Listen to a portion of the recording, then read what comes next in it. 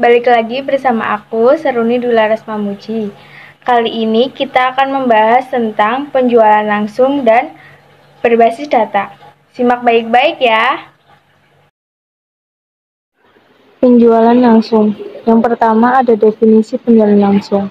Penjualan langsung atau direct selling merupakan strategi pemasaran dan penjualan produk langsung dengan tujuan untuk mempengaruhi tindakan konsumen.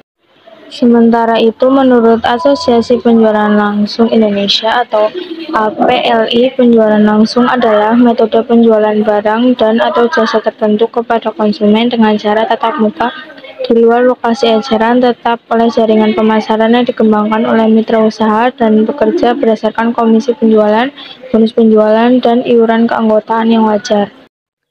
Secara umum, Asosiasi Penjualan Langsung Indonesia atau APLI melihat penjualan langsung dalam dua bentuk, yaitu sebagai berikut. Yang pertama, penjualan satu tingkat atau single level marketing. Yang kedua, pemasaran multi-level atau multi-level marketing. Untuk penjelasan masing-masing bisa dibaca sendiri ya. 2. Media penjualan langsung. Untuk dapat mencapai tujuan penjualan langsung, yaitu mempengaruhi tindakan konsumen, media yang dapat digunakan dalam penjualan langsung adalah sebagai berikut. Yang pertama, promosi penjualan atau sales person. 2. Penjualan pribadi atau personal selling. 3. Penjualan langsung atau direct response marketing. 4. Penjualan partai atau merchandising dan titik pembelian atau point of purchase.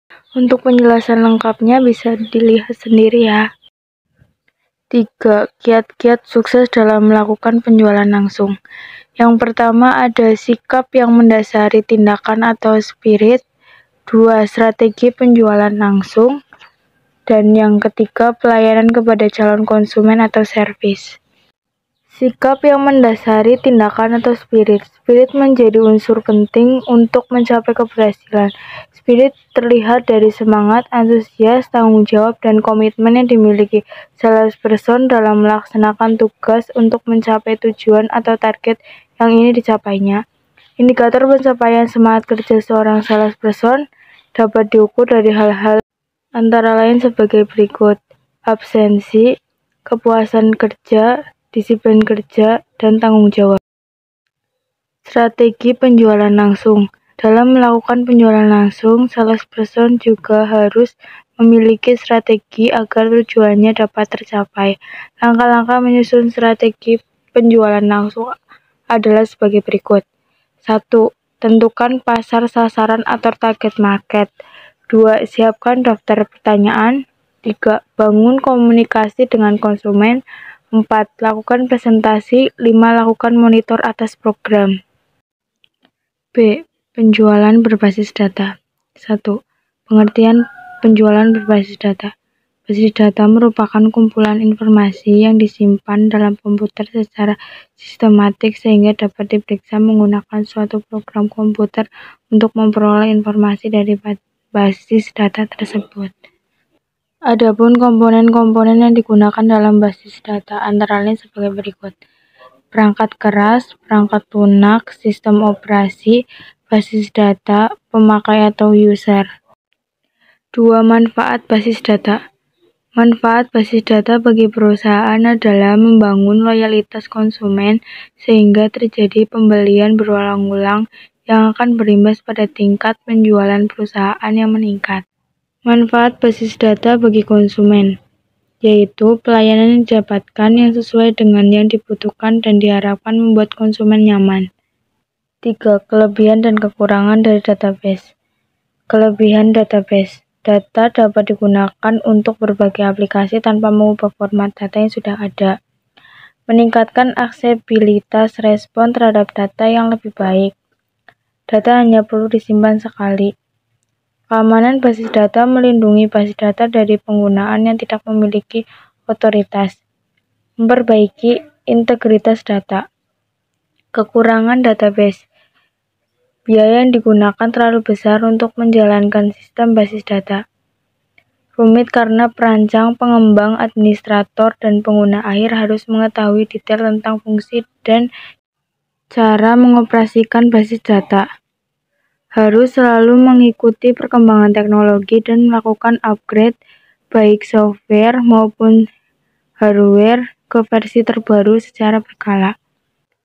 C. Proses penjualan berbasis data. Proses penjualan berbasis data menggunakan data pelanggan yang ada sebagai target market.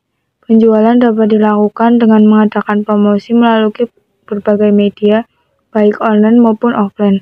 Berikut adalah hal-hal yang perlu diketahui berkaitan dengan proses penjualan berbasis data. 1. Cara memperoleh data pelanggan. Pengumpulan data pelanggan dapat diperoleh melalui komunikasi. Beberapa metode yang dapat digunakan antara lain sebagai berikut. Promosi dalam kemasan, kartu garansi, program potongan harga, pemasaran melalui telepon, nomor telepon bebas pulsa, keanggotaan atau membership, komunitas pembeli reguler, email dan situs website, media sosial. 2. Penerapan penjualan berbasis data. Penjualan berbasis data sangat berguna bagi perusahaan, terutama untuk perusahaan yang memiliki data transaksi besar. Adapun tahapan penerapan strategi penjualan berbasis data adalah sebagai berikut. A. Segmentasi pelanggan. Dalam tahap ini, konsumen dikelompokkan atau dipisahkan menurut tingkat potensial mereka sebagai konsumen. B. Pelanggan baru atau akuisisi. Perusahaan dapat melakukan identifikasi terhadap pelanggan baru tersebut untuk melihat aktivitas, minat, dan motivasi sehingga dapat menargetkan prospek komunikasi dan mengelola penjualan yang tepat untuk pelanggan baru. C. Penetrasi pelanggan merupakan suatu strategi pertumbuhan yang difokuskan pada penjualan produk yang telah ada di pasar sebelumnya. D. Retensi pelanggan lama adalah mempertahankan pelanggan yang sudah ada. Retensi pelanggan lama akan lebih mudah untuk cross-selling dengan produk baru karena mereka sudah mengenal kualitas dan pelayanan perusahaan. E. Intelijen penjualan merupakan informasi sehari-hari yang relevan dengan pasar perusahaan yang dikumpulkan dan dianalisis secara khusus untuk tujuan memberikan informasi yang akurat dalam pengambilan keputusan untuk menentukan peluang pasar, strategi penetrasi pasar, dan pengembangan pasar. F. Pengukuran hasil strategi penjualan.